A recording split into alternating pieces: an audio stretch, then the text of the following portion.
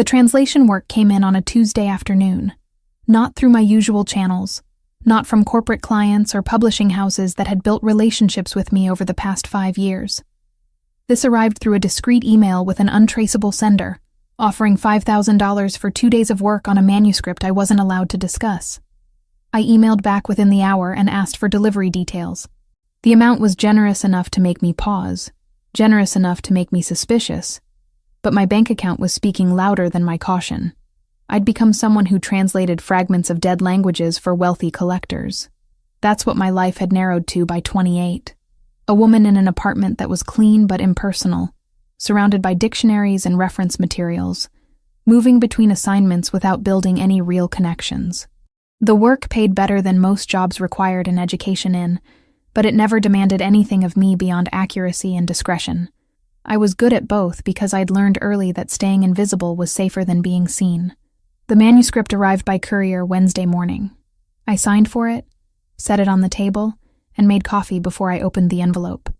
The seal wasn't new. The edges had frayed from handling. It was old. Genuine old. Not the manufactured antiquity that sometimes crossed my desk. The paper felt fragile under my fingers, the handwriting flowing in Sicilian dialect that made my chest tighten unexpectedly. I recognized some words, the structure of certain phrases, because they lived in my memory, whether I wanted them there or not. My grandmother Lucia had been the keeper of these rhythms. She'd arrived at our house when I was 13, after my mother died.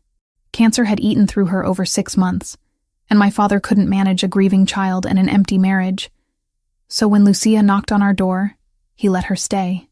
She brought kitchen smells with her, and stories, and a voice that carried an accent that made even English sound like poetry. She taught me Sicilian the way she taught me to make pasta from scratch, not through formal instruction, but through immersion, through repetition, through the assumption that some things were inherited rather than learned.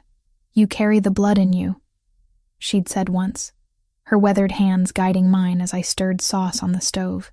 Even when you don't speak it, even when you try to forget, the language remembers you.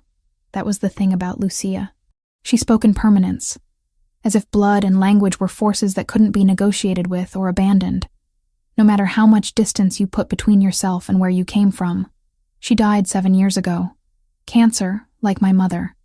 Like there was some curse written into the Marino family line. I was 22 when she went, and I kept her things in a box under my bed because I couldn't figure out what to do with them. Letters in her handwriting, photographs faded to the color of old newsprint, and a small book of prayers she'd copied out by hand. That book was what I reached for when I opened the translation file Wednesday morning. One prayer in particular appeared in both documents. The same sequence of words, the same intention behind them, translated across decades and geography. I read through it 3 times to be certain, my hands trembling slightly as I worked through the archaic phrasing, the religious imagery that mixed Catholic tradition with something older, something that spoke of protection and bloodlines, and things that transcended normal prayer. This can't be coincidence, I said aloud to my empty apartment, then immediately felt foolish for speaking into the silence like that. But it was the only thought that made sense. The prayer Lucia had taught me, the one she'd whispered during thunderstorms and during her final days in the hospital, was part of this manuscript that some stranger had paid me thousands of dollars to translate. I tried to work through the rest of the document with professional focus. Translation required a certain detachment, a distance between myself and the material, but my concentration kept fracturing. That one prayer kept pulling my attention back like a current. By Thursday evening, I hadn't slept. I'd called in sick to 2 routine projects and spent 36 hours moving between translation work and researching the manuscript's origins. The document itself offered few clues about authorship or provenance. It appeared to be a collection of writings from sometime in the early 20th century, compiled by someone with significant knowledge of Sicilian spiritual traditions. But there was nothing that explained how Lucia came to have that specific prayer, or why someone would pay this much money to have it translated now. The weight of not knowing was suffocating. All my life I'd tried to build something separate from my family history, something that was entirely mine. I'd chosen a career that dealt in precision and accuracy, which felt like the opposite of everything connected to my grandmother and the grandmother before her. Lucia had hinted at things without ever explaining them completely. She'd speak about family in ways that suggested depth and complexity I wasn't allowed to access. She'd use phrases like, the old ways, and what we protect, without clarifying what we meant or what required protection. Tuesday night, I told myself I needed to move the translation work forward. I told myself I needed to clear my head. What I actually needed was to feel close to something, to someone, to any part of the history that had shaped me without my consent. The church was 6 blocks from my apartment. I'd started going to St. Anthony's years ago, not from religious conviction, but from a need that I didn't fully understand. Lucia had taken me there once when I was younger, and something about the space had remained with me afterward.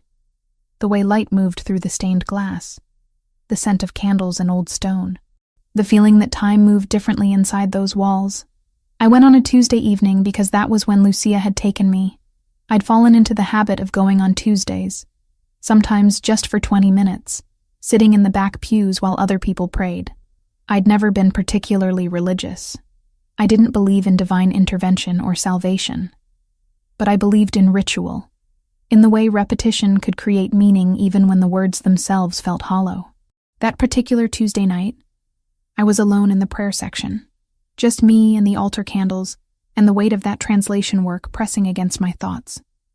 I knelt without planning to, my knees meeting cold stone, and I found myself speaking words in Sicilian that I hadn't spoken aloud since my grandmother's funeral. The prayer came back to me perfectly, every syllable, every inflection, every pause that gave the words their particular power. I wasn't thinking about what I was saying. My body seemed to remember what my conscious mind had tried to forget. The words felt like they were moving through me rather than being generated by me, ancient and necessary, and completely separate from the small life I'd built in Boston. My voice was barely audible, nothing more than a whisper that dissolved into the silence of the church. But in that moment, kneeling alone with my grandmother's prayer resurrecting itself in my mouth, I felt something shift, not dramatically, nothing visible from the outside, but inside, something that had been locked away for years suddenly seemed permeable.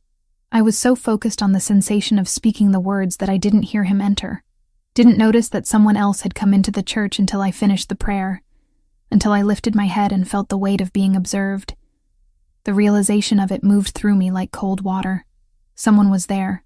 Someone had heard. I didn't turn around immediately. Part of me wanted to pretend that the presence I sensed wasn't real, that I was projecting, that my own intensity around the prayer had created the feeling of another person's attention. But that wasn't how the world worked. If you felt watched, you were being watched. That was the first thing Lucia had taught me about survival. I rose from my knees slowly, steadying myself against the pew in front of me. The church seemed smaller suddenly, more intimate in a way that wasn't comforting. The candlelight threw shadows across the empty rows, and somewhere in those shadows was the person who had heard my grandmother's prayer emerge from my mouth. I turned. The church appeared empty. The person I'd sensed so clearly just moments before had vanished, or perhaps had never existed outside of my own heightened state. But the feeling of being seen remained, clinging to me like the scent of candle wax. Someone had been there. I was certain of it. And they had heard something they shouldn't have. Franco Ravellini maintained his rituals with the precision of a man who understood that discipline was the only thing separating him from the chaos that lived in his bloodline. Every Tuesday night, without exception, he entered the St. Anthony's and knelt in solitude. It wasn't piety that drove him. It was inheritance. His mother, Margarita, had taught him that faith, when practiced correctly, was armor. Not against bullets or law enforcement or rival organizations. Against the hollowing effects of power. Against the slow erosion of whatever humanity he'd been born with before his grandfather decided he had other purposes. Margarita had died when he was 17. Cancer that moved through her body like a thief, stealing pieces of her until there was nothing left but determination to make sure Franco understood one thing before she went, that some rituals mattered more than others. She'd taught him a prayer that had been in their family for generations, a prayer that his grandfather had designed specifically for the Ravellini line. It combined old Sicilian blessings with intentions that reflected their values, their code. Protection against enemies. Protection against the corruption that came with absolute power. Loyalty to family above all other considerations. Franco had been reciting that prayer every Tuesday for 15 years. Alone in this church. No one knowing except his closest confidants. It was the one space where he wasn't required to perform leadership, where he could simply be a man trying to maintain connection to something beyond the violence that defined his life. This particular Tuesday was supposed to be routine. Franco had meetings scheduled until late afternoon, problems emerging within the organization that required his attention. The Verciani family had been testing boundaries again, sending signals that they believed territory in Boston was negotiable. 3 weeks ago, an attack on one of his warehouses. 2 weeks ago, infiltration attempts at his import business. Roberto had warned him that escalation was coming, that this wasn't posturing anymore, but genuine threat assessment. Franco had listened to the reports in his office on the top floor of a building that officially housed corporate finance operations. He'd made decisions that would ripple through the city in ways that law enforcement would eventually attribute to gang violence or organized crime, never understanding the precise architecture of Franco's choices. Then, as the afternoon faded into evening, he'd felt the familiar pull toward the church. It wasn't logical. Leaving his office when the organization was under pressure seemed like the wrong decision. The indulgence of a man who couldn't maintain focus. "I need to step away," he'd told Roberto, his closest associate, a man who had been with him for 25 years and knew his patterns better than anyone. Roberto had frowned slightly, but he didn't protest. That was the arrangement between them. Roberto handled the practical aspects of Franco's life, the security details, the contingencies, but he respected the Tuesday ritual as untouchable. "I'll have the car waiting," Roberto had said, and Franco had left the office, moving through the building with the casual authority that came from ownership, passing employees who looked at him with fear mixed with respect. None of them knew what he actually was. As far as the corporate structure was concerned, he was just another man in an expensive suit, someone who made decisions about money and operations. The church smelled like it always did. Candles and stone and age. Franco moved through the entrance and into the prayer section, heading toward his usual spot. The space was empty. Just him and the flickering light from the votive candles, and the particular silence that churches maintained. A silence that felt separate from the rest of the world. He was preparing to kneel when he heard it. A voice so quiet that at first he thought he'd imagined it. But no, it was real. Someone else was there. A woman. He realized as he oriented toward the sound. She was kneeling several rows forward, her head bowed, her voice barely audible. She was speaking Sicilian. Franco went absolutely still. His body understood before his mind processed what he was hearing.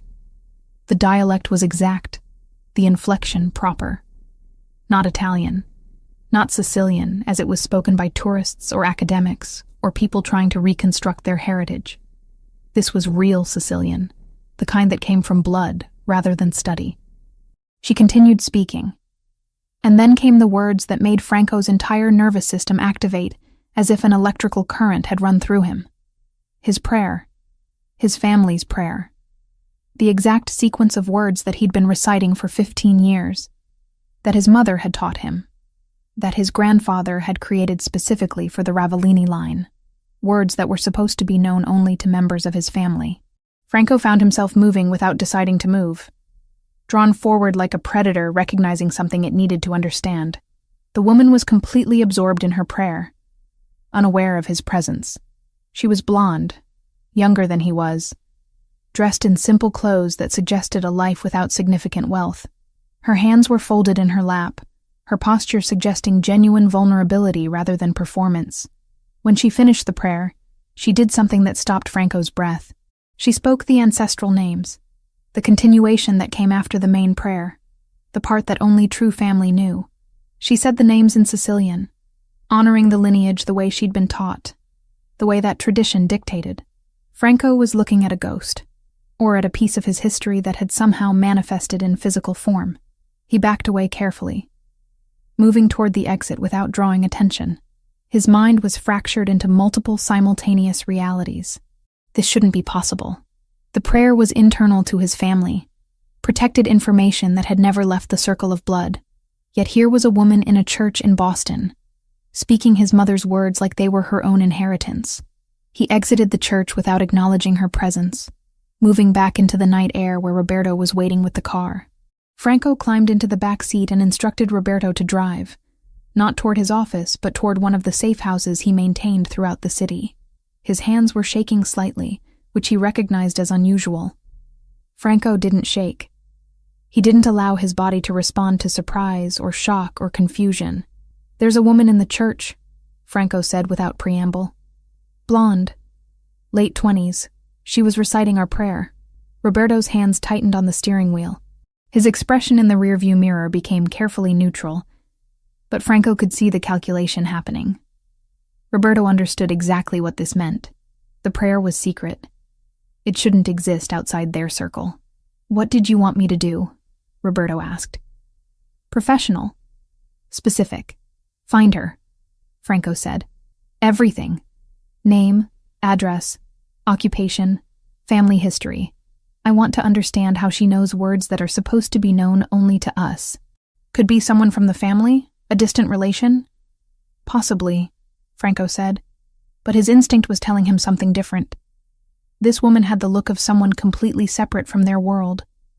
She had the appearance of someone who lived in ordinary circumstances, who worked regular jobs, who didn't understand the complexity of what she carried inside her. Yet she knew the prayer with perfect accuracy. By Wednesday morning, Roberto had delivered preliminary information. Valentina Grant, 28 years old. Translator. No criminal record. No connections to organized crime that were immediately apparent. Her mother was deceased. Father unknown. Absent since her birth. Her last identifiable family member was a grandmother named Lucia Marino, who had died 7 years prior. The name Marino struck Franco like a physical blow. Marino. That was the family name of his grandfather's wife. The connection had been lost generations ago, when certain family members chose to leave that life behind, when they married outside the structure and created distance. Franco had been perhaps 8 years old when his grandfather mentioned that the Marino line had essentially vanished from their world, that they'd made the choice to be ordinary. But here was a woman who carried that family name in her bloodline. A woman who knew their prayer. A woman who seemed to exist completely outside their world. Franco spent Wednesday evening unable to concentrate on business. He found himself requesting security footage from the church, watching the video of Valentina kneeling in prayer, hearing her voice through inadequate audio, watching her mouth move around words that connected him to his mother, to his grandfather, to something he'd thought was permanently severed. He was obsessed. He recognized it as obsession, acknowledged it as dangerous, and did absolutely nothing to stop it. By Thursday, Roberto had delivered a comprehensive file. Valentina's entire life laid out in documents and photographs and surveillance reports. She lived alone. She had few connections. She worked as a translator, which explained her language skills. She spent her evenings in her apartment, or at the church.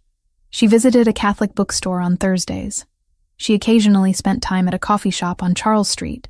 "She's clean," Roberto reported. "No criminal associations. No connections to rival families. As far as I can tell, she has no idea about organized crime or any of our world. Then how does she know the prayer?" Franco had demanded, though he knew Roberto had no answer to that question. That evening, Franco made a decision that surprised him with its impulsiveness. He instructed Roberto to continue surveillance on Valentina Grant.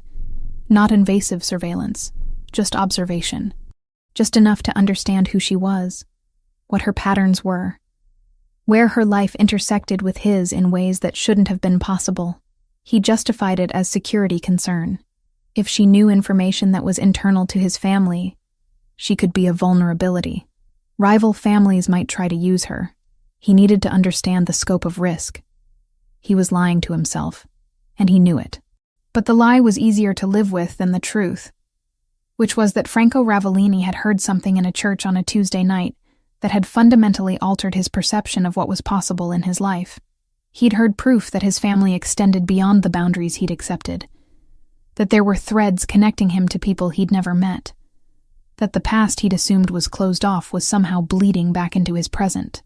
By Friday, Roberto had delivered preliminary surveillance notes compressed into summary form. Her routine was precise and predictable. Every Tuesday at the church, every Thursday at the bookstore and coffee shop, workdays spent at her apartment. Weekends involved modest activities, nothing that suggested she had significant relationships or social connections. She lived like someone who had chosen isolation, which resonated with something Franco recognized in himself. They were similar in that way, both living small lives inside larger systems, both carrying weight that didn't get discussed or acknowledged. Franco didn't need to invent anything. The manuscript was already moving through his corporate channels before that church night. After hearing the prayer, he let the cued assignment reach Valentina and used it as a clean, professional bridge. It was a real document with real value.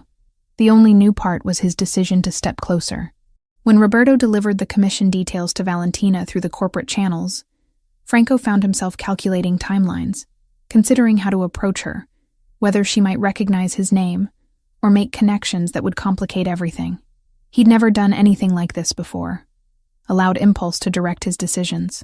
His entire life had been about control, about careful planning, about anticipating variables and eliminating uncertainty. Valentina Grant represented complete uncertainty, and Franco found that he wanted to step into that uncertainty rather than avoid it, which terrified him in ways that actual violence never did. Roberto Giardoni worked with the methodical precision of a man who had spent 25 years understanding how information moved through the world. He began his search on Thursday morning, pulling digital threads that connected to Valentina Grant through various databases and informant networks. By Friday afternoon, he had the preliminary file. By Saturday morning, he had refined it down to its essential components. Valentina Marie Grant, he reported to Franco in the private office that overlooked the Boston Harbor. 28 years old, born in this city, mother deceased when subject was 10 years old. Cancer. Father listed as unknown on birth certificate. No contact with subject since infancy. Current occupation is freelance translation work, specializing in rare languages and historical documents. Franco listened without interrupting, his gaze fixed on the photograph Roberto had obtained through security camera footage from the church parking lot. It showed Valentina in daylight, leaving the building after her prayer. She looked smaller outside the church, less luminous, but her face carried the same intensity that had struck him during her prayer. "Where does she live?" Franco asked. "Apartment building on Pinckney Street, 4th floor. She's been there for 3 years, pays rent on time, has minimal social connections, works from her residence most days. Regular patterns suggest highly structured lifestyle. Family: grandmother, Lucia Marino, deceased 7 years ago. That's the only identifiable family member in her recent history. Before that, records get fragmentary. The grandmother came to live with her when subject was 13. Mother's side of the family. The Marino name appears in immigration records from 1955, but tracking the lineage beyond that becomes difficult. Franco's hand stilled on the desk. Marino, the name that had supposedly disappeared from his family's orbit decades ago, that his grandfather had mentioned only once, in a way that suggested the connection was severed intentionally. "How much do we know about Lucia Marino?" Franco asked.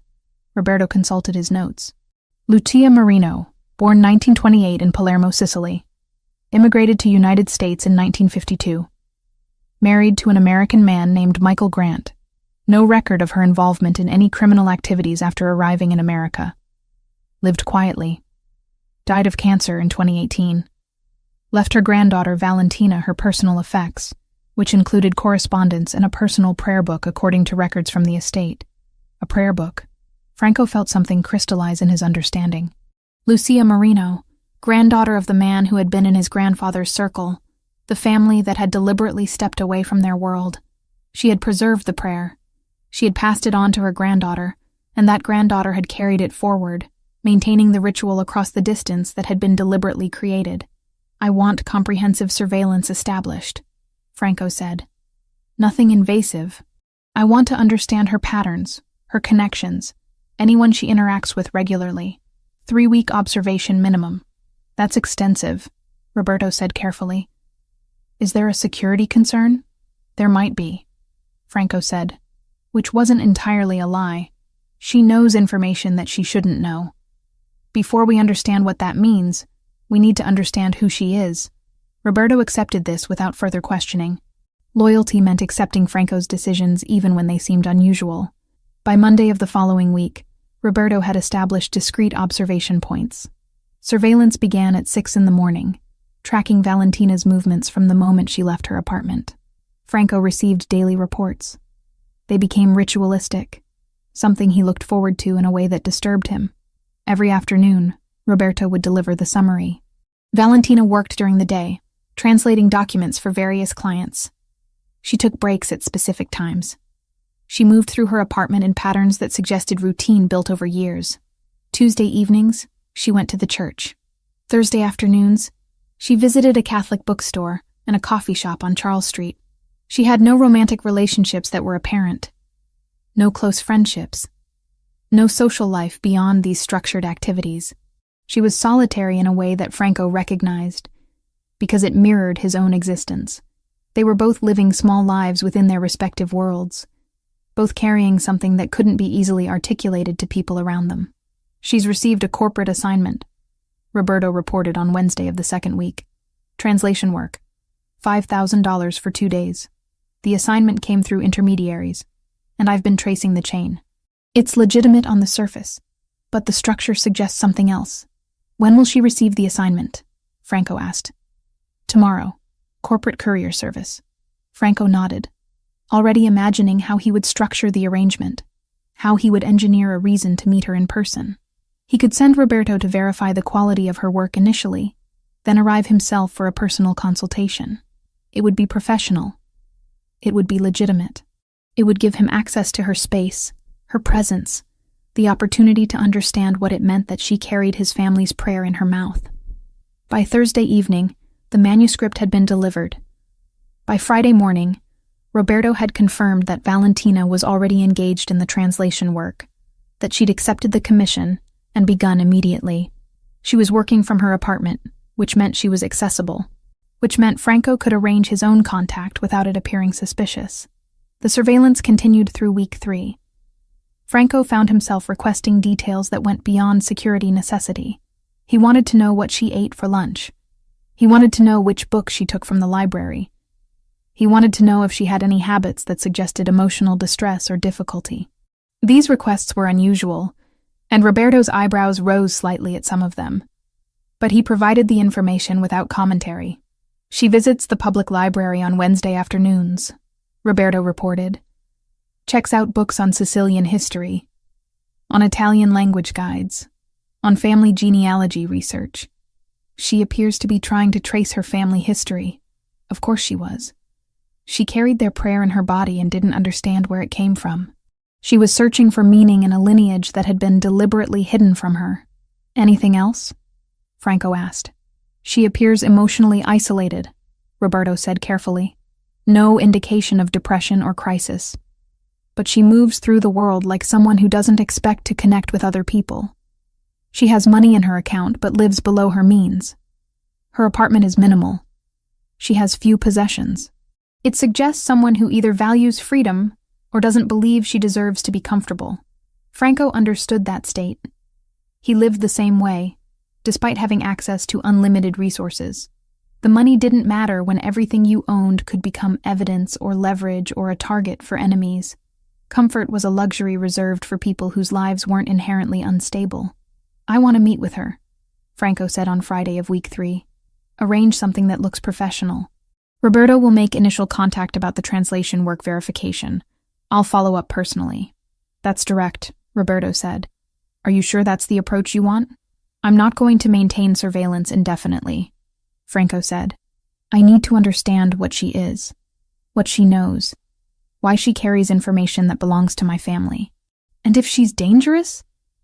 Then we'll discover that when we meet, Franco said, though he already knew with certainty that Valentina Grant wasn't dangerous. What she was a key, a piece of his history that had somehow found its way back to him. And Franco had spent too long in isolation to let that opportunity pass without reaching for it, regardless of the complications it might create. Roberto Giardoni's office was located in a building that officially housed import-export operations. The space was nondescript, professional. designed to deflect attention rather than attract it. But inside his private room, secured behind steel-reinforced doors and electronic locks, was a network of computer systems and filing cabinets that represented decades of accumulated intelligence. Roberto had built this infrastructure over 25 years because he understood something fundamental about power. Information was the foundation upon which everything else was constructed. He began his search on Thursday morning, pulling threads that connected through various databases. His hands moved across the keyboard with practiced efficiency, accessing records that weren't meant to be public. By early Friday afternoon, preliminary data had coalesced into something coherent. By Saturday morning, he had refined the investigation into a comprehensive file that he scheduled to deliver to Franco in person. The meeting happened in Franco's private office, located on the top floor of a building that appeared to house corporate finance operations, but was actually the nerve center of Franco's organization. Franco sat behind a desk constructed of dark wood, with windows overlooking the harbor. He was reading reports when Roberto entered, but he set them aside immediately, giving his full attention to the older man. Valentina Marie Grant, Roberto began, placing the file on the desk. 28 years old, born in Boston. Mother deceased when subject was 10. Cancer. Father listed as unknown on birth certificate. No contact record between subject and father since infancy. Franco listened without interrupting, his gaze fixed on the photograph that Roberto had included. It was taken from security footage outside the church, captured the moment Valentina had stepped into daylight. She appeared smaller in the photograph than she had seemed during prayer, more vulnerable, but her features carried the same quality of intensity that had struck Franco so profoundly. Current occupation is freelance translation work, Roberto continued. She specializes in rare languages, historical documents, linguistic analysis. Her client base includes private collectors, academic institutions, museum acquisitions departments. Income is irregular, but substantial. She appears to live below her means. The apartment she occupies costs approximately $1,200 per month. Her bank records indicate she could easily afford something more prestigious, but she chooses not to upgrade her living situation. How long has she lived there? Franco asked. 3 years. Minimal variation in her patterns suggests someone who has deliberately constructed stability, or someone who doesn't believe they deserve more. The psychological profile isn't immediately clear. Franco nodded slowly, understanding that assessment. He recognized that particular form of self-imposed limitation because he lived the same way, despite having access to virtually unlimited resources. Comfort was a liability in his world, a vulnerability that enemies could exploit. Family connections? Franco asked. Roberto pulled a secondary document from the file. Grandmother, Lucia Marino, deceased 7 years ago. That's the only identifiable family member in recent records. Before that, the genealogical trail becomes fragmented. The Marino name appears in immigration records from 1955, but historical documentation beyond that point is limited. Lucia Marino was born in 1928 in Palermo, Sicily. She immigrated to the United States in 1952. She married Michael Grant, an American citizen of Irish descent. No record of Lucia's involvement in criminal activity after immigration. She appears to have lived a quiet, ordinary life. Franco's hand stilled on the desk. Palermo, 1928. The date and location aligned with generational timing that would have placed Lucia Marino in proximity to his grandfather's circle. Marino, the name that had supposedly disappeared from his family's orbit decades ago, severed deliberately when certain family members chose to leave that life behind. What was her relationship with her granddaughter? Franco asked. Lucia came to live with Valentina when she was 13, following the death of Valentina's mother. According to neighbors, they were quite close. Lucia remained in the household until her death from cancer when Valentina was 22. Estate records indicate that Lucia left her granddaughter personal effects including correspondence and a personal prayer book. A prayer book. Franco felt something crystallize within his understanding. Lucia Marino had preserved it. She had maintained the connection across the deliberate distance that had been created. She had passed the prayer forward, ensured that the knowledge survived, even though the family connection had been severed. I want comprehensive surveillance established immediately, Franco said, his voice steady despite the intensity of what he was feeling. Nothing invasive. I want to understand her patterns, her daily movements, anyone she interacts with. 3-week observation minimum. Is there a security concern? Roberto asked carefully. The question was a formality. Roberto knew Franco wouldn't order surveillance without legitimate justification, but asking aloud maintained a certain professional boundary. She knows information that she shouldn't know, Franco said, which was technically accurate if incomplete. Before we understand the implications, we need to understand who she is. Roberto accepted this without further questioning. Loyalty meant accepting Franco's decisions, even when they seemed unusual or strategically questionable. He left the office with instructions to establish observation points and begin documentation of Valentina Grant's movements, activities, and connections. By Monday morning, discreet surveillance had been established at multiple locations. A man stationed across from her apartment building, another position near the coffee shop she visited on Thursday afternoons, a third assigned to monitor her workplace, although she appeared to work primarily from her residence. Roberto received daily reports that he compiled into summaries for Franco's review. Franco found himself looking forward to these reports in a way that disturbed him. He recognized what was happening. He was obsessed. It was an unprofessional state for someone in his position, a vulnerability that could be exploited by rivals, a distraction that could compromise his judgment. He acknowledged this reality and did absolutely nothing to stop it. The daily summaries became ritualistic. Valentina worked during daylight hours, translating documents for various clients. She took breaks at specific intervals. She moved through her apartment with the precision of someone living according to established routines. Tuesday evenings, she attended St. Anthony's for approximately 90 minutes of prayer and reflection.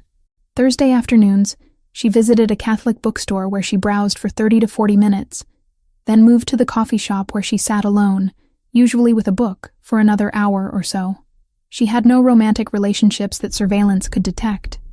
No close friendships. No social life beyond these carefully structured activities. She was solitary in a way that Franco recognized and understood because it reflected his own existence. They were both living small lives within the parameters of their respective worlds, both carrying weight that couldn't be articulated to people around them, both moving through their days with deliberate precision. Franco's attention focused completely. Details? Translation work. $5,000 for 2 days of labor. The assignment came through corporate intermediaries, and I've been tracing the chain of custody. The structure is legitimate on its surface, but the architectural design suggests something else. Suggests that someone deliberately set up the assignment to be untraceable to its origin. When will she receive the assignment? Franco asked. Tomorrow morning. Corporate courier service. Franco nodded. By Thursday, the manuscript would be in her possession. By Friday, she would be engaged in translation work, extracting meaning from text that had survived centuries, rebuilding language and intention from fragments and deterioration. The irony wasn't lost on him. She would be translating his family's words, understanding his grandfather's intentions, processing the spiritual foundation that had shaped his life. I'm going to meet with her, Franco said. Arrange it as a professional consultation. Roberto will make initial contact about verification of work quality. I'll follow up personally. That's direct approach, Roberto said carefully, using the neutral tone of someone raising practical considerations without overstepping boundaries. Are you sure that's the strategy you want to implement?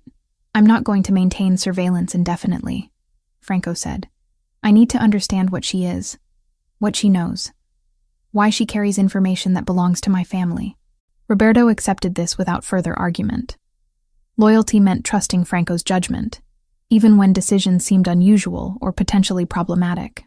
By Friday afternoon, Roberto had made preliminary contact through corporate channels, notifying Valentina that a client representative might arrive for a personal consultation regarding the translation quality. The notification was professional, non-threatening, business standard.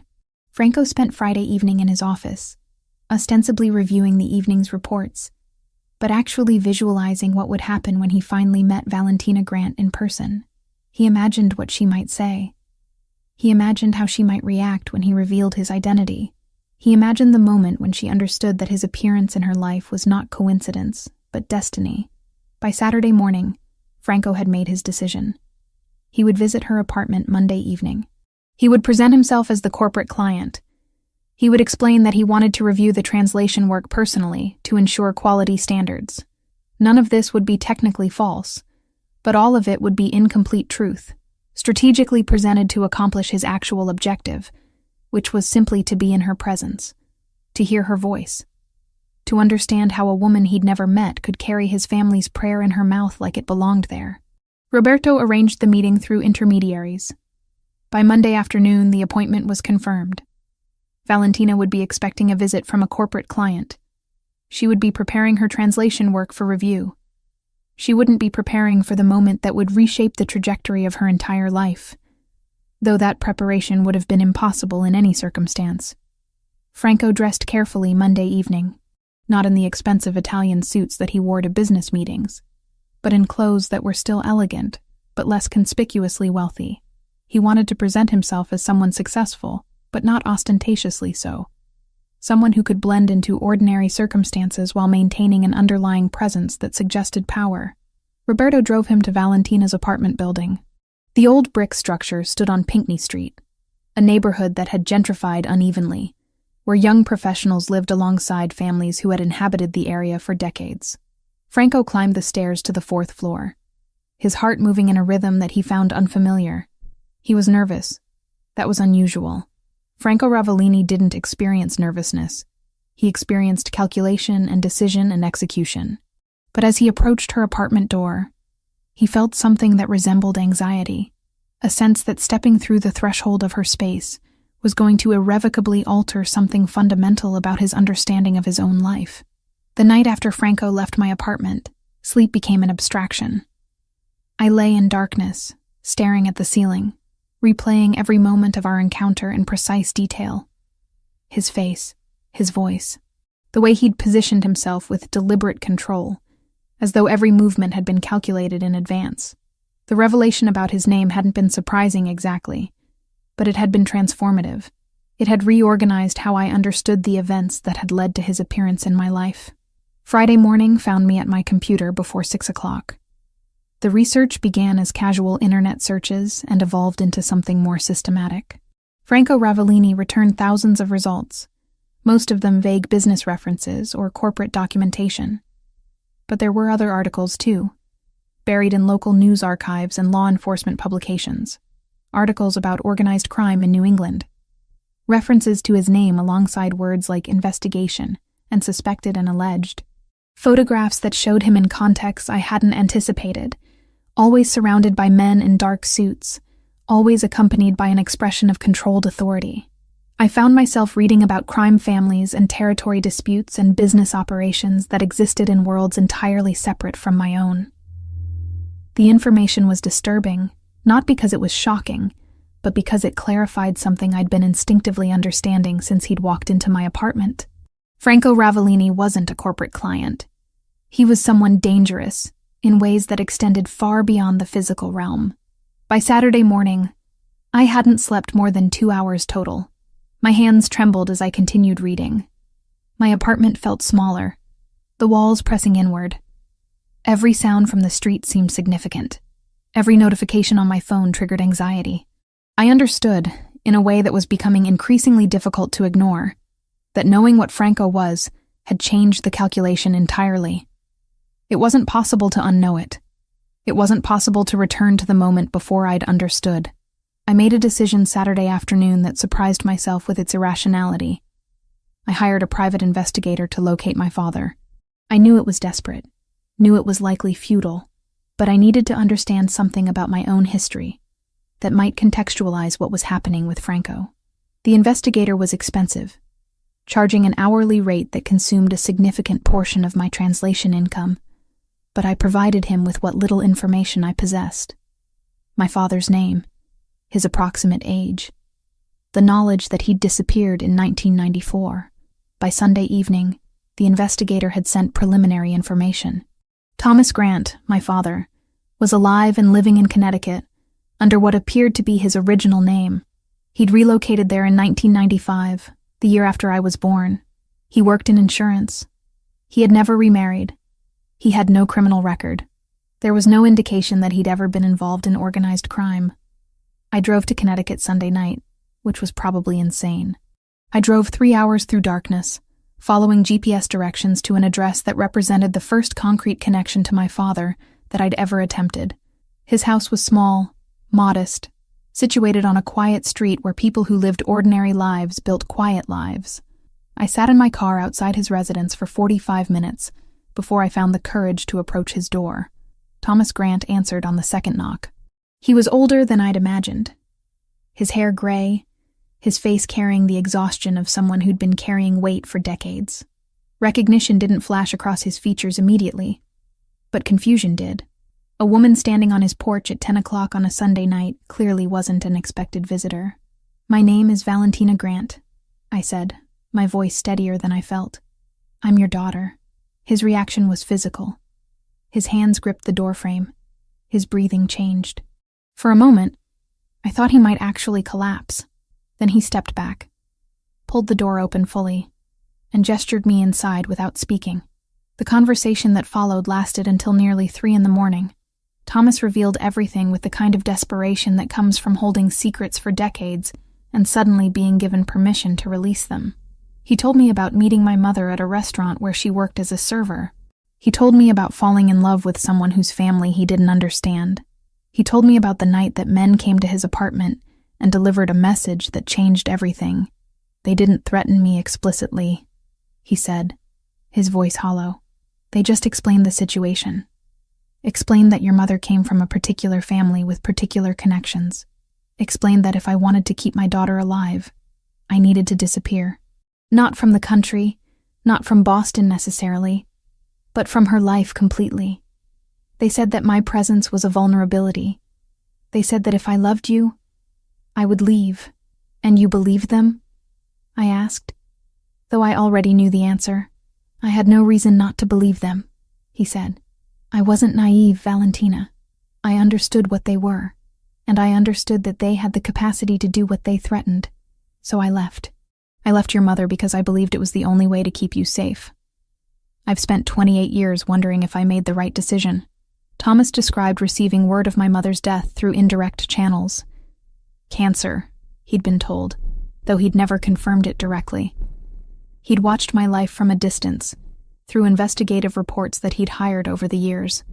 He'd seen photographs of me entering my apartment building, going to work, attending church. He'd preserved those photographs in a box that he showed me, his hands shaking slightly as he turned each one. "I wanted to contact you so many times," he said, "but I was afraid. Afraid that reaching out would endanger you. Afraid that whoever had threatened me was still watching, still waiting to see if I'd violate the terms of my exile. Afraid that you'd hate me for leaving." The conversation created a peculiar reconciliation. Not forgiveness exactly, because forgiveness required that he'd done something I could blame him for. And I understood now that he'd made a choice that was impossible to judge from the outside. He'd chosen my safety over his presence in my life.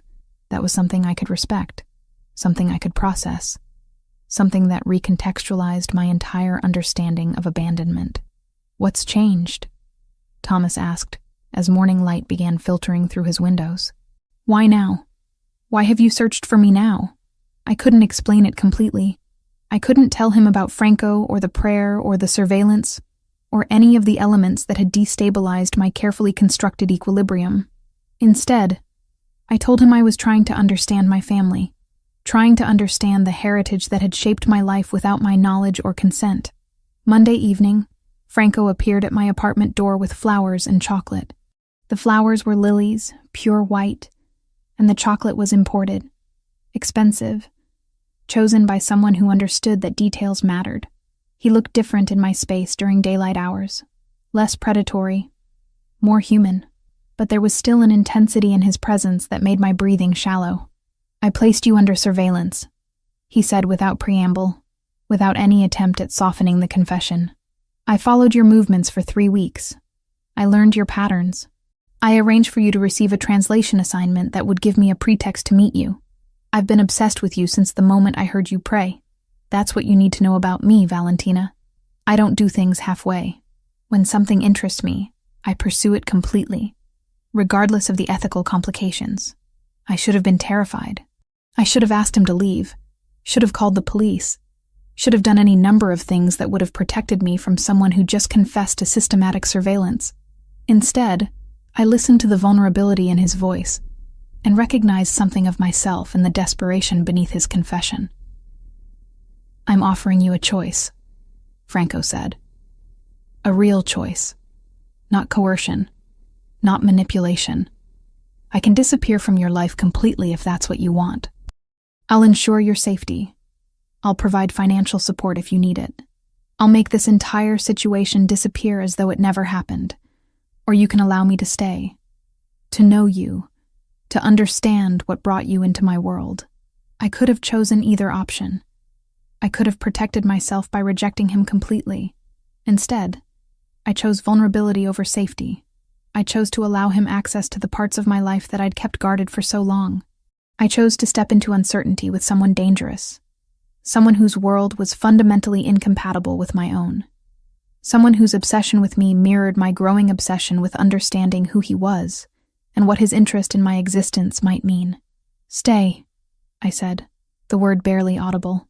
"Tell me something true about yourself." Franco took a step closer. His hand reached out, fingers brushing against my jawline with careful intentionality. "Everything about this is true," he said. "My obsession with you. My need to understand how you know my family's prayer. My certainty that meeting you wasn't coincidence but destiny. All of it is completely true. That's what terrifies me most. I don't do well with things I can't control. And you, Valentina, are completely uncontrollable." The days following Franco's confession developed into a rhythm that felt simultaneously ordinary and extraordinary. He would arrive at my apartment in the evenings, sometimes directly from business meetings, other times after spending hours managing operations I didn't fully understand. We established a pattern of domestic intimacy that seemed contradictory to everything about who he was. He would cook occasionally, moving through my kitchen with surprising competence, while I worked on translations at the dining table.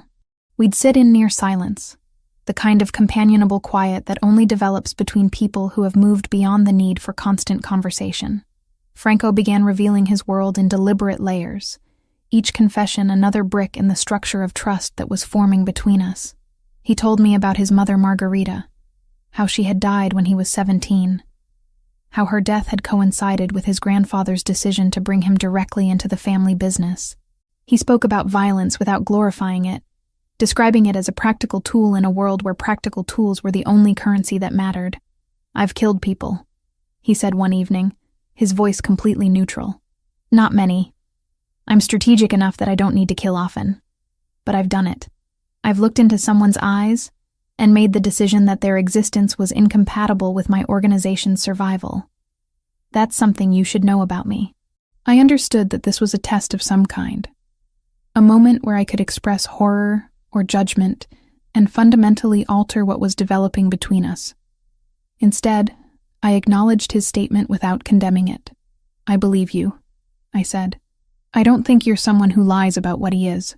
His expression shifted into something that resembled relief, as if my acceptance of his nature, without the complications of moral outrage, gave him permission to continue existing as he actually was, rather than as some sanitized version of himself.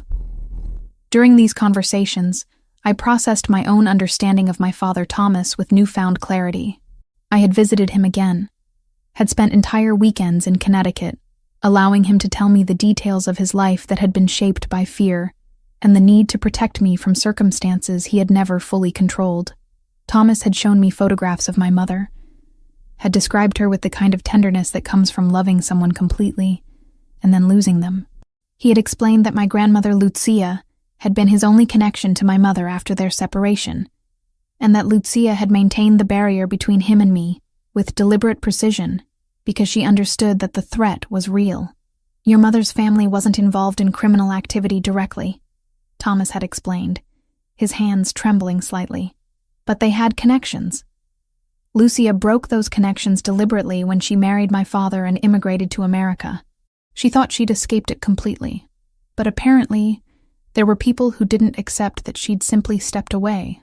The complexity of my family history was becoming comprehensible through Franco's presence in my life. He represented the world that my grandmother had fled, the traditions that she had preserved through prayer and language while actively rejecting their practical application. And I, somehow, had inherited both the spiritual legacy and the vulnerability that came with it. One evening in late November, Franco arrived at my apartment with visible tension in his shoulders. He moved through the space with less grace than usual, his movement suggesting something had disturbed his equilibrium. He kissed me briefly, then moved to the window and stood there looking out at the Boston skyline without speaking. "What happened?" I asked. "An attack on one of our warehouses," he said. "The Versiani family is escalating beyond the level of posturing we've been managing. This is becoming something more substantial. Is it serious?" The question felt naive even as I asked it, but I didn't know how to quantify threat in Franco's world. "It's manageable," he said, which seemed like a non-answer, "but it requires attention. I'm going to need to be away from here more frequently, sometimes for extended periods. You'll need to understand that my presence can't be constant." I understood then that our domesticity had existed in a kind of bubble, a space where I could temporarily forget that Franco existed within a complex structure of power and violence and territorial conflict. The attack on his warehouse was a reminder that this structure was always present, always demanding management and strategic response. Roberto appeared at my apartment the following Tuesday evening, which had never happened before. His arrival suggested that something had shifted in Franco's operational security protocols. Roberto stood in my living room with his characteristic professional demeanor, though I could detect something approximating concern beneath his carefully neutral expression. "Franco is occupied with operational matters," Roberto said. "He asked me to inform you that there may be escalated activity over the coming weeks. He wants you to be aware that your safety is a priority, but that his availability will be compromised." "Is he in danger?" I asked directly. Roberto considered the question with the gravity it deserved. "Franco is always in danger," he said. "That's the nature of his position, but he has survived 32 years in this world through a combination of strategic thinking and the loyalty of people who are willing to sacrifice for him. I'm among them. So the danger is managed as much as it can be managed in circumstances like these." After Roberto left, I spent the night researching the Versiani family. Online information was limited but suggestive. They were described as a rival organization, based in New York, but attempting to expand territory into New England. They were allegedly involved in operations that ranged from traditional organized crime activities to more modern criminal enterprise. They were considered dangerous enough to warrant FBI attention, though law enforcement's effectiveness against organizations like them appeared limited. Franco called me at 3 a.m. His voice carried the particular quality of exhaustion that comes from making decisions with significant consequences. "I need you to understand something," he said without preamble. "My world is about to become more complicated. Wars don't resolve themselves quickly, and the Versiani situation appears to be developing into something that will consume significant time and resources. I don't want you to be caught in the crossfire of that. Not physically, but emotionally. Not because I don't want you in my life, but because I want you to have the option to remove yourself if this becomes too much. Are you offering me an exit?" I asked, hearing the vulnerability in my own voice. "I'm offering you reality," he said. "I'm offering you the truth that being connected to me means being connected to all of this. The violence, the complexity, the uncertainty. I know what I'm asking of you, and I want you to make that choice with complete information." "I don't need to leave," I said. "I'm choosing to stay." There was silence on the line, the kind of silence that carries weight. "Then I need to move you somewhere safer," Franco said. "Somewhere that I can protect you more effectively. I have a house in the suburbs. It's secure. I want you to move there while this situation develops." The proposal should have terrified me. It should have triggered every instinct of self-preservation I possessed. Instead, I felt a strange sense of relief. Moving to Franco's secure location meant surrendering control, but it also meant surrendering the isolation that I'd maintained for so long. It meant accepting that I was no longer moving through the world alone, that someone with considerable resources had determined that my safety mattered enough to require extraordinary measures. "When?" I asked. "Monday," he said. "I'll have someone assist with your transition. Pack essentials. Don't worry about most of your possessions. The house has everything you'll need." That Friday evening, Franco appeared at my apartment for the last time in that space. He moved through the rooms with the deliberation of someone taking final photographs in his memory. He stood in front of the altar where I kept photographs of Lucia, studying the images like they might reveal secrets. "Your grandmother was remarkable," he said. "She preserved something that was supposed to be protected and secret. She did it anyway, maintained the connection across distance and deliberate severance. That took courage." "She was," I agreed. "I'm just now understanding how much." Franco pulled me close, his arms surrounding me with the kind of protective intensity that suggested he was preparing for a separation. "Once you move to the house, things are going to change. I won't be able to maintain the level of proximity we have now. There will be days where I'm completely absent. There will be decisions I'm making that you won't be informed about because the information would place you in danger. You're going to have to trust me through circumstances where trust is the only currency that matters." I nodded against his chest, understanding that we were entering a new phase of whatever this was. A phase where safety required sacrifice, where protection required distance, where love existed alongside danger in ways that I was only beginning to comprehend. The safe house existed in a state of controlled isolation.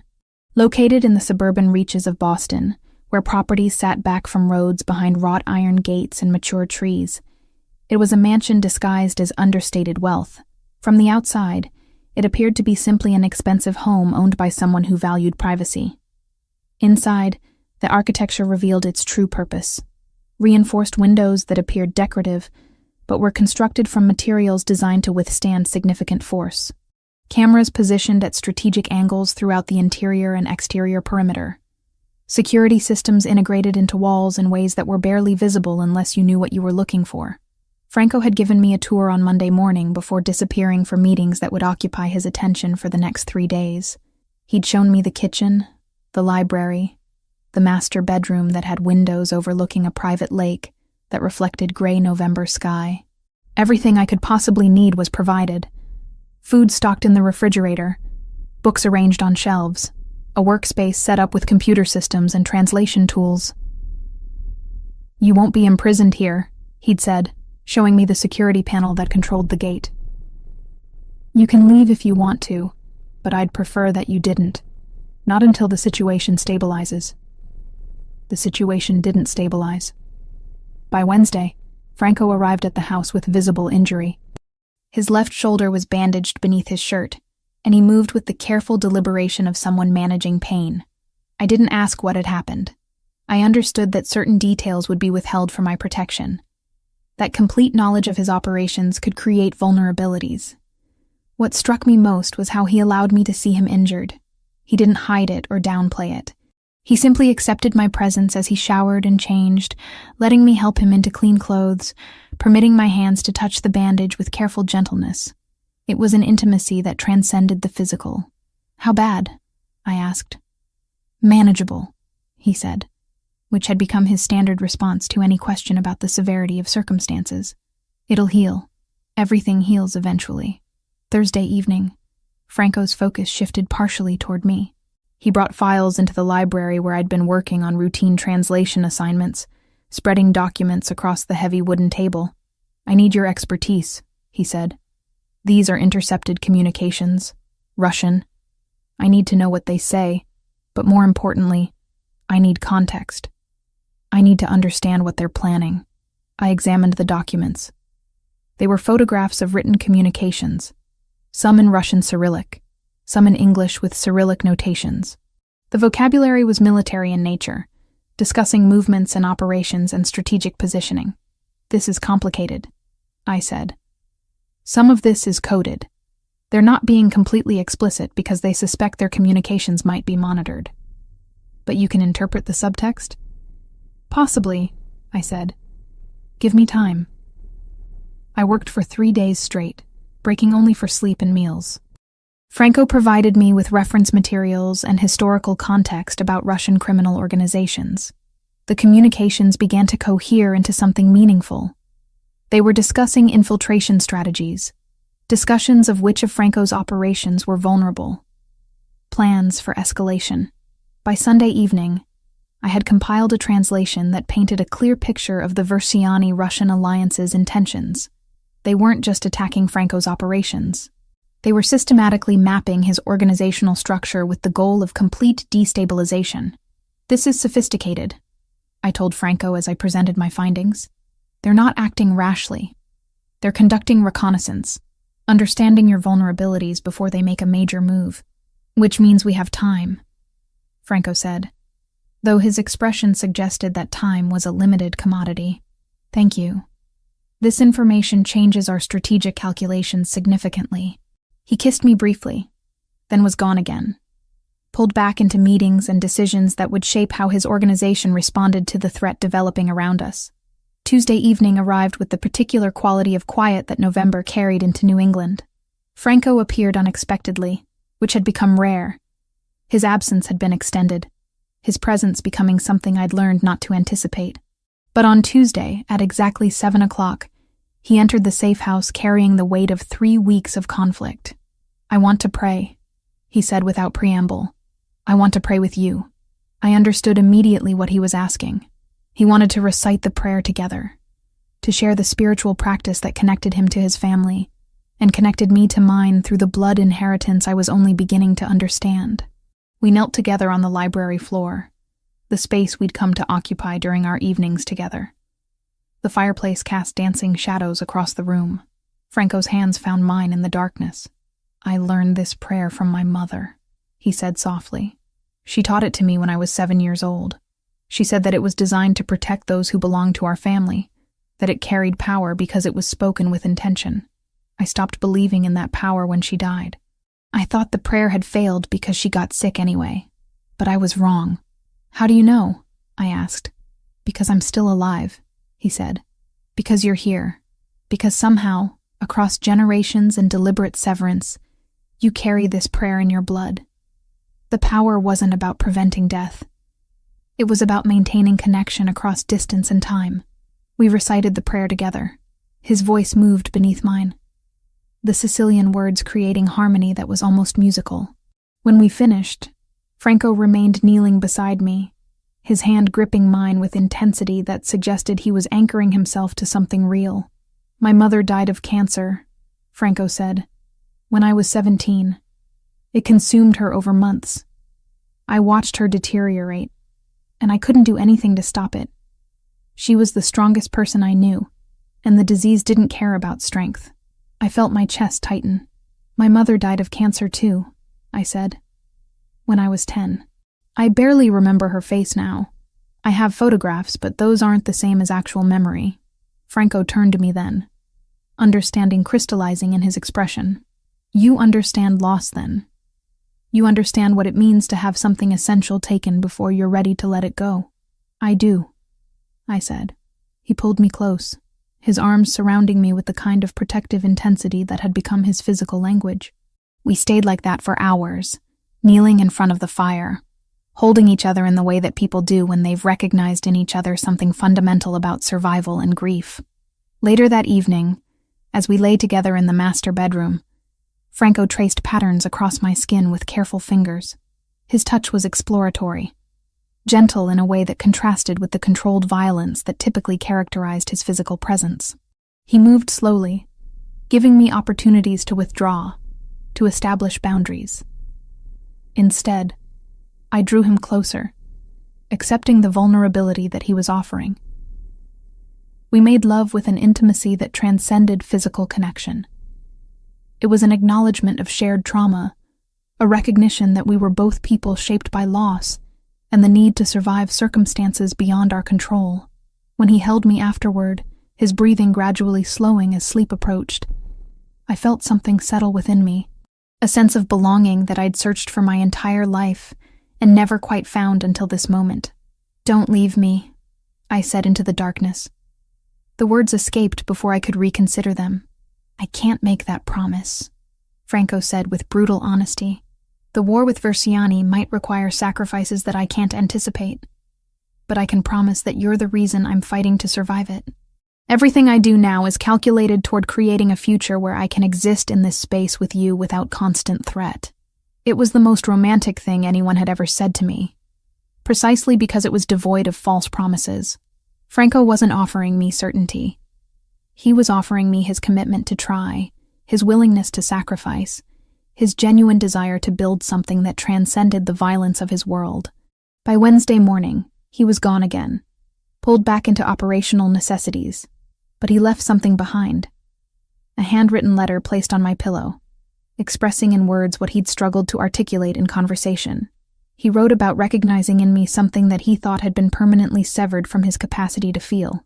He wrote about his mother, and about his fear that his existence would inevitably damage anyone who allowed themselves to love him.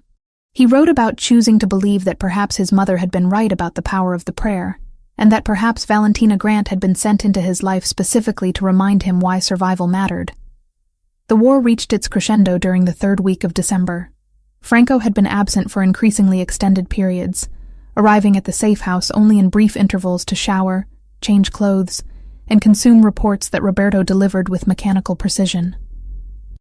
The tension in his shoulders had become permanent, his movements suggesting someone operating on depleted reserves of both physical stamina and emotional energy.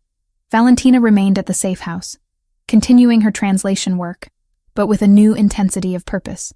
The Russian communications that Franco needed interpreted had become her singular focus.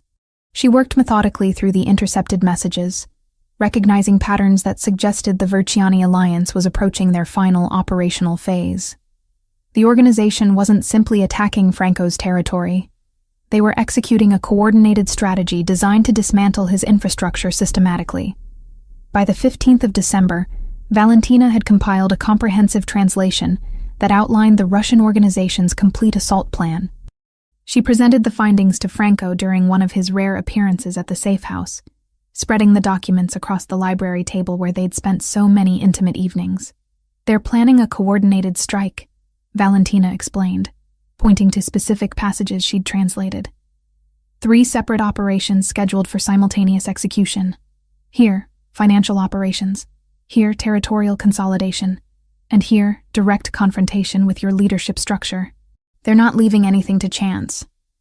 This is designed to be decisive. Franco studied the translations with the focus of someone whose survival depended on understanding details. "When?" he asked. "The communications suggest the strike is planned for next week, December 22nd. They believe your organization will be compromised by holiday operations and reduced vigilance." Franco nodded slowly. "They're strategically sound. Holiday periods do create vulnerability." He looked at Valentina with an expression that carried gratitude mixed with something approximating awe. "You've given us the information we need to neutralize this threat before it develops into full conflict.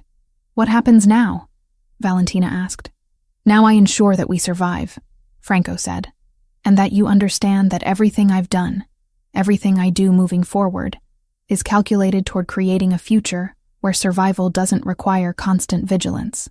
He kissed her briefly, then was gone again, pulled back into the complex machinery of war and strategic response that was his world.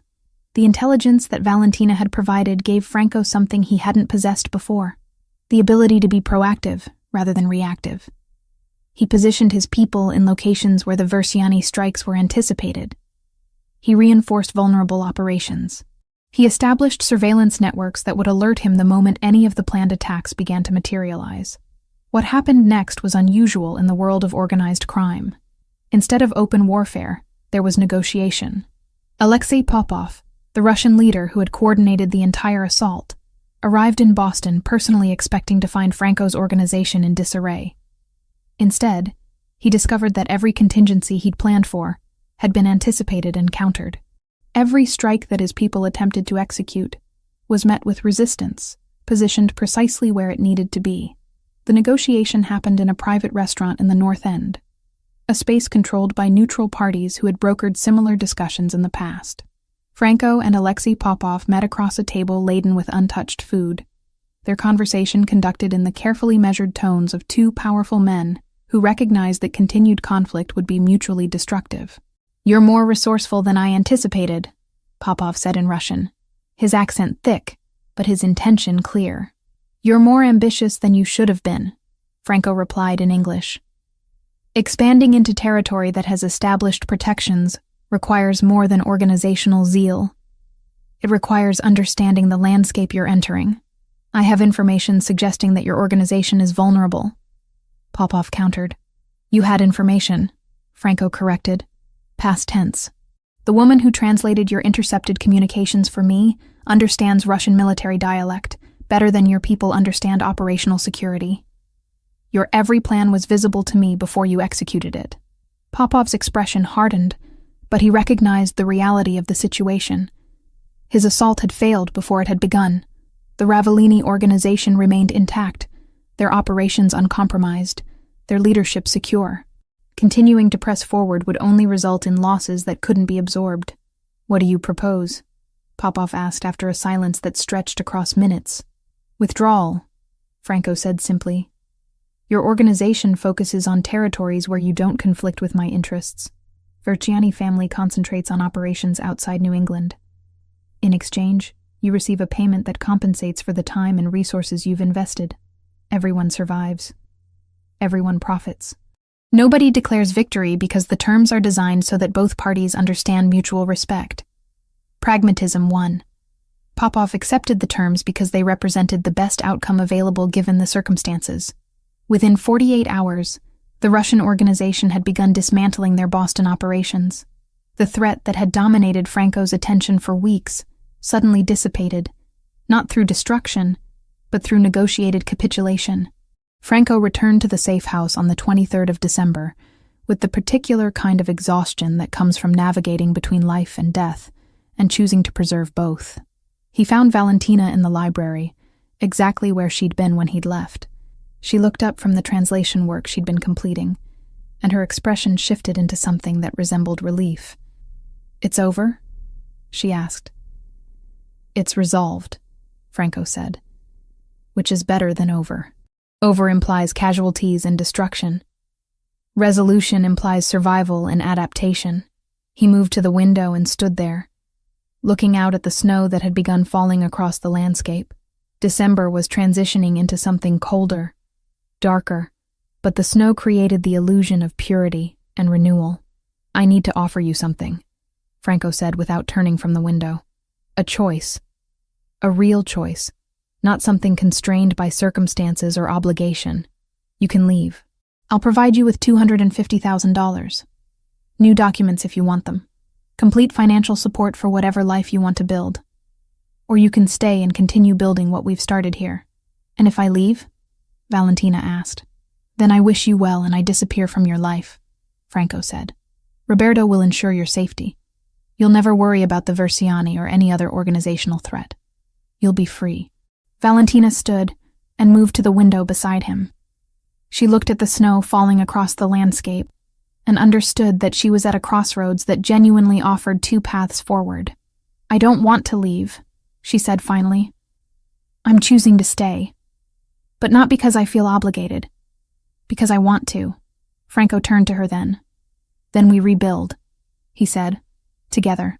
Over the next 3 months, life reconstructed itself into a different configuration. Franco re-established Valentina in her original apartment in Boston, though with significantly enhanced security systems.